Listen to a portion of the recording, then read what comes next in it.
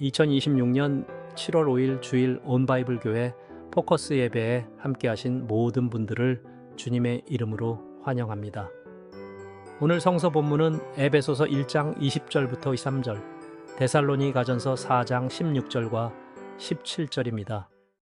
그의 능력이 그리스도 안에서 역사하사 죽은 자들 가운데서 다시 살리시고 하늘에서 자기의 오른편에 앉히사 모든 통치와 권세와 능력과 주권과 이 세상뿐 아니라 오는 세상에 일컫는 모든 이름 위에 뛰어나게 하시고 또 만물을 그의 발 아래에 복종하게 하시고 그를 만물 위에 교회의 머리로 삼으셨느니라.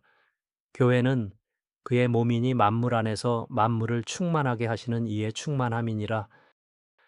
주께서 호령과 천사장의 소리와 하나님의 나팔 소리로 친히 하늘로부터 강림하시리니 그리스도 안에서 죽은 자들이 먼저 일어나고 그 후에 우리 살아남은 자들도 그들과 함께 구름 속으로 끌어올려 공중에서 주를 영접하게 하시리니 그리하여 우리가 항상 주와 함께 있으리라. 여러분은 사도신경을 고백할 때 어느 대목에서 가장 서먹해지십니까? 아마 많은 이들에게 고백의 리듬이 덜컥 걸리는 자리는 여기가 아닐까 싶습니다. 거기로부터 살아있는 자와 죽은 자를 심판하러 오십니다. 이 짧은 문장을 마주할 때 우리 마음은 대개 두 갈래로 갈라집니다. 한쪽은 아예 감각이 마비된 자리입니다. 매주 주문처럼 외우기는 하지만 지금 내가 발을 딛고 사는 일상과는 아무런 상관이 없는 먼지 쌓인 옛 교리로 박제해버리는 것입니다. 월세를 걱정하고 직장 상사의 눈치를 봐야 하는 치열한 현실 속에서 예수가 하늘로부터 내려와 세상을 심판한다는 말은 그저 비현실적인 공상과학 소설의 한 장면처럼 아득하게만 느껴집니다.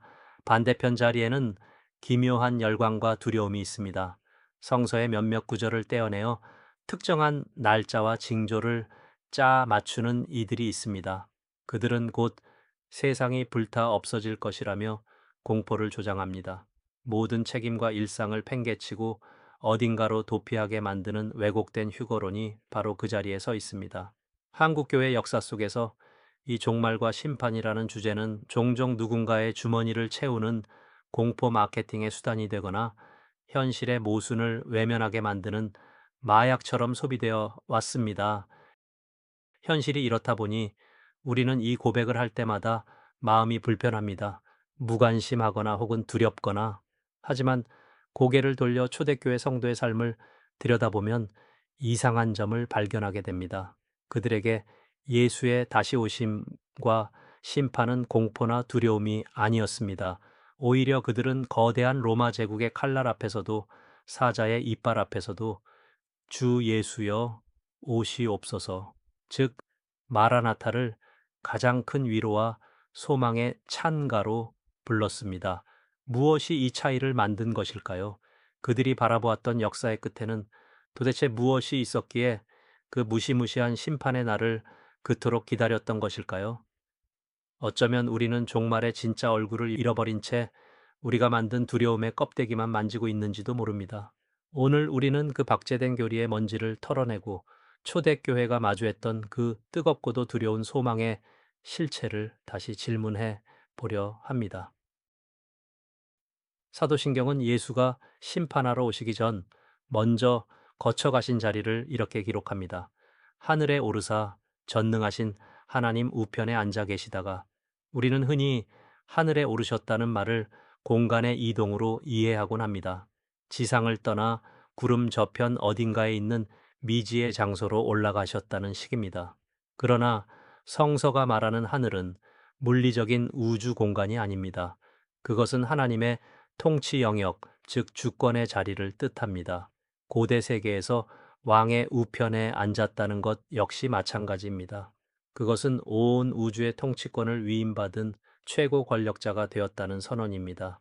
즉, 하늘에 오르셔서 하나님의 우편에 앉으셨다는 것은 예수가 세상의 눈을 피해 어딘가로 숨어버리신 사건이 아니라 도리어 만물의 진짜 주인이 되셨다는 가장 강력한 통치의 선언인 셈입니다. 그러나 바로 이 대목에서 우리의 고백은 현실과 정면으로 충돌합니다. 에베소서 1장은 그리스도가 만물 위에 교회의 머리로 서 계시며 모든 권세와 능력 위에 뛰어난 이름을 얻으셨다라고 선포하지만 우리가 눈을 들어 바라보는 세상의 풍경은 전혀 딴판이기 때문입니다. 현실 속의 세상은 여전히 돈의 힘과 권력의 논리로 움직입니다. 정직하게 살려는 이들은 무력하게 이용당하고 타인의 눈에 눈물 흘리게 한 자들이 떵떵거리며 성공 가도를 달립니다. 전쟁과 기아, 구조적인 모순 속에서 수많은 약자가 소리 없이 신음합니다. 만약 예수가 지금 온 우주를 다스리는 왕이 맞다면 왜 세상은 여전히 이토록 부조리하고 악이 득세하는가라는 질문이 터져 나올 수밖에 없습니다. 하나님의 통치는커녕 철저한 침묵과 부재만 느껴지는 순간이 더 많습니다. 그렇기에 그리스도가 하나님 우편에 앉아 계신다는 고백은 눈에 보이는 화려한 현실을 찬양하는 승리주의가 아닙니다. 그것은 오히려 눈앞의 거대한 모순 속에서도 보이지 않는 그리스도의 숨은 통치를 끝내 신뢰하겠다는 모험에 가깝습니다. 로마의 황제가 전 세계를 지배하는 것처럼 보이던 그 서슬 퍼런 시대에 초대교회 성도들이 예수를 만물의 주라 고백했던 것은 그들이 처한 현실이 안락했기 때문이 아닙니다. 눈에 보이는 권력은 잠시 지나가는 안개일 뿐이며 십자가에서 죽임당하셨으나 부활하신 그 무력해 보이던 예수가 결국 역사의 진짜 주인이라는 사실을 믿었기 때문입니다. 오늘 우리가 이 고백을 이어받는다는 것 역시 마찬가지입니다. 당장 내 눈앞의 현실이 돈과 권력의 뜻대로 흘러가는 것처럼 보일지라도 그 거짓된 주권에 무릎 꿇지 않겠다는 결단입니다. 보이지 않는 왕의 통치를 믿기에 힘의 논리를 따르지 않고 묵묵히 예수의 길을 걷겠다는 다짐입니다. 하늘의 오르심을 믿는 신앙은 세상의 화려함에 편승하는 통로가 아니라 오히려 세상의 지배 방식에 가만히 저항하는 시작점이 됩니다. 왕의 자리에 오르신 그리스도의 통치는 결국 역사의 마지막 막을 향해 나아갑니다. 사도신경은 그 끝을 거기로부터 살아있는 자와 죽은 자를 심판하러 오십니다. 라는 문장으로 요약합니다. 우리가 오늘 함께 읽은 데살로니가전서 4장에는 이 마지막 날을 묘사하는 유명한 구절이 나옵니다. 주께서 호령과 천사의 소리로 하늘로부터 강림하실 때 우리가 구름 속으로 끌려 올려가 공중에서 주를 영접하게 하신다는 대목입니다. 소위 수많은 시한부 종말론자들이 공포를 조장하며 써먹었던 휴거의 근거 구절입니다. 세상은 불타서 멸망할 테니 믿는 이들만 쏙 뽑아 하늘로 탈출한다는 식의 서사입니다. 그러나 이것은 고대 세계의 문화적 맥락을 완전히 오해한 결과입니다. 여기서 영접한다로 번역된 그리스어 그 아판테시스는 성서 전반에 흐르는 독특한 개념입니다. 당시 로마 시대의 전쟁에서 승리한 황제나 정복자가 자기 도성으로 돌아올 때 성 안의 시민들은 가만히 앉아서 기다리지 않았습니다. 그들은 멀리서 왕의 행렬이 온다는 소식이 들리면 성문 밖으로 일제히 나가 왕을 맞이했습니다. 그리고 왕을 버려둔 채 자기들만 다른 곳으로 도망치는 것이 아니라 그 왕을 호위하여 자신들이 사는 도성 안으로 엄히하게 함께 걸어 들어왔습니다. 환영과 영광의 행진입니다. 바울이 그리스도의 재림을 이 단어로 묘사한 이유는 명확합니다. 심판의 날은 이 세상을 파괴하고 우리만 저 멀리 다른 공간으로 도피하는 날이 아닙니다. 만왕의 왕이신 예수가 마침내 이 땅에 완전히 임하실 때 성도들이 마중 나가 그분을 환영하며 이 땅 안으로 함께 들어오는 장엄한 잔치의 날입니다. 그러므로 성서가 말하는 심판은 세상의 파멸이 아니라 왜곡된 역사를 바로잡으시는 정의의 회복입니다. 역사는 언제나 승자의 기록이었습니다. 힘 있는 자들의 목소리가 진실이 되었고 돈 있는 자들의 논리가 정의가 되었습니다. 그 거대한 힘의 톱니바퀴 아래에서 이름 없이 쓰러져간 이들의 억울함, 권력의 횡포에 숨죽여 울어야 했던 약자들의 눈물은 역사의 뒷길로 영영 사라지는 것처럼 보였습니다. 심판은 바로 그 가려진 진실을 드러내시는 하나님의 공의의 완성입니다. 억울한 자들의 눈물을 닦아주시고 은밀하게 행해진 악을 폭로하시며 깨어지고 뒤틀린 피조 세계를 창조 본연의 모습으로 온전하게 고치시는 사건입니다. 초대교회 성도들이 사자의 이빨 앞에서도 이 심판의 날을 기다리며 주 예수여 오시옵소서라고 노래할 수 있었던 이유가 여기에 있습니다. 그들에게 심판은 나를 파괴하러 오는 공포의 칼날이 아니라 마침내 내 눈물을 닦아주시고 이 땅의 부조리를 끝내실 진짜 왕의 정의로운 재판이었기 때문입니다. 우리가 두려워해야 할 것은 심판 그 자체가 아닙니다. 세상의 거짓된 방식에 길들여져 정작 왕이 오시는 날에 내가 부끄러운 자리에 서 있게 되지는 않을까 하는 거룩한 두려움입니다. 만약 심판이 그토록 정의롭고 완벽한 회복의 사건이라면 왜 주님은 당장 오시지 않는 걸까요? 왜 여전히 악인들이 득세하고 의인이 고통받는 이 지루한 역사를 그대로 흘러가게 두시는 걸까요? 여기서 우리는 기독교 신앙의 가장 팽팽한 긴장과 마주하게 됩니다. 신학자들은 이를 이미와 아직이라는 말로 설명합니다. 그리스도의 통치는 십자가와 부활로 이 땅에 이미 시작되었지만 그 통치의 완성인 최종 심판은 아직 오지 않았다는 엄연한 사실입니다.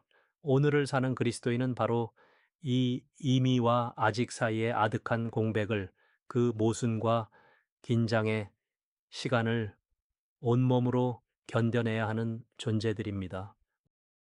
우리가 이 긴장을 견디지 못할 때 우리의 신앙은 아주 쉽게 두 가지 극단으로 미끄러집니다. 첫 번째는 이 땅에 당장 눈에 보이는 종교적 유토피아를 건설하겠다는 성급함입니다. 소위 영적 엘리트주의에 빠진 이들이 이 길을 걷습니다.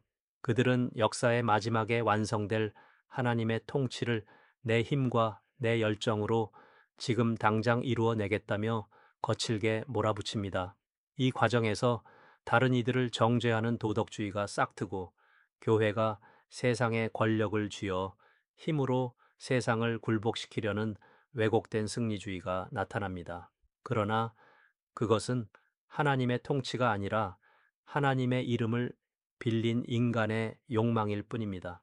다른 반대편 극단에는 냉소와 방관이 있습니다.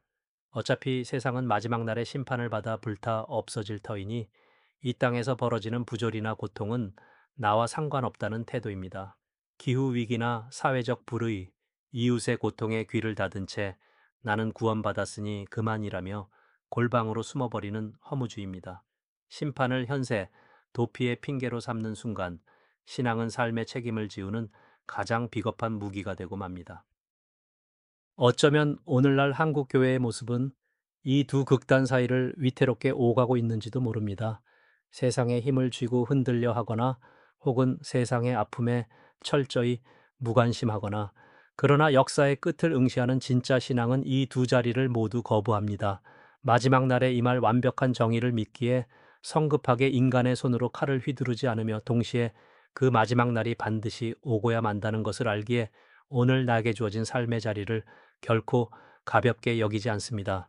이 긴장 속에서 서두르지도 않고 도망치지도 않은 채 묵묵히 오늘이라는 하루의 무게를 감수하는 것, 그것이 왕의 자리에 오르신 주님을 믿고 그분의 심판을 기다리는 자가 처한 실존적인 운명입니다. 영화의 결말을 미리 알고 있는 사람은 극 중반의 주인공이 아무리 큰 위기에 처해도 절망하지 않습니다. 그것이 잠시 지나가는 과정임을 알기 때문입니다. 역사의 최종 결말을 아는 그리스도인의 삶도 이와 같습니다. 최종 심판의 날에 드러날 하나님의 완벽한 정의와 회복을 믿는 사람은 눈앞의 현실이 아무리 흔들려도 삶 전체가 통째로 함몰되지 않습니다. 진짜 왕이 누구인지 아는 사람은 세상이 숭배하는 가짜 왕들에게 주눅 들지 않습니다. 돈이 전부라고 말하는 세상에서 돈의 노예로 살지 않을 자유를 얻고 권력이 지배하는 사회에서 힘의 논리를 거스르는 무력한 사랑을 선택할 용기를 냅니다. 비록 내가 오늘 행하는 환대와 평화, 정의의 행동들이 거대한 세상의 모순 앞에서는 계란으로 바위치기처럼 작고 무력해 보일지라도 말입니다. 우리가 뿌린 그 작은 씨앗들이 결코 헛되지 않음을 역사의 마지막 날에 진짜 왕께서 온전히 꽃피우실 것임을 믿기 때문입니다. 사도신경의 이 엄중한 종말의 고백은 우리에게 미래의 날짜를 맞추어 보라며 호기심을 자극하지 않습니다. 죽어서 갈 저 세상을 바라보며 이 땅의 책임을 도피하라고 등 떠밀지도 않습니다. 오히려 그 반대입니다. 역사의 끝을 응시하는 시선은 언제나 지금 내가 서 있는 오늘이라는 일상으로 고스란히 되돌아옵니다. 거기로부터 살아있는 자와 죽은 자를 심판하러 오십니다. 매주 우리는 입술로 이 고백을 읊조립니다. 그렇다면 이제 우리의 삶에 질문을 던져야 할 때입니다. 우리는 정말 역사의 마지막에 올 하나님의 정의를 믿고 있습니까? 아니면 입술로는 주님의 심판을 말하면서 몸으로는 이 세상의 힘과 성공의 법칙을 유일한 진리로 여기며 살아가고 있습니까?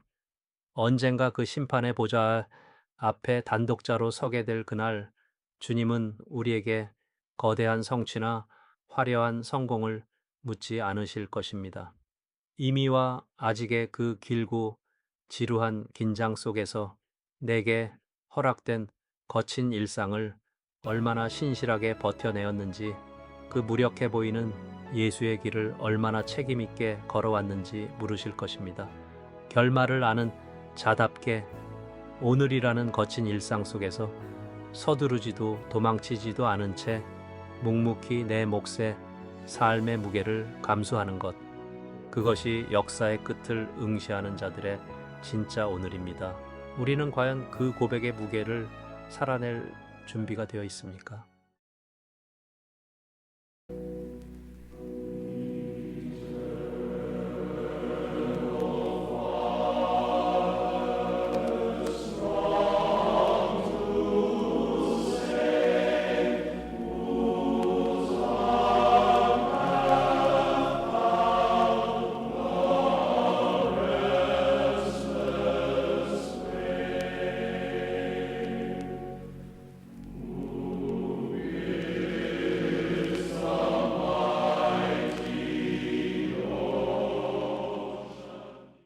우주의 진짜 왕이신 하나님, 눈에 보이는 돈과 권력의 힘 앞에 우리 마음이 수없이 작아지고 흔들렸음을 고백합니다.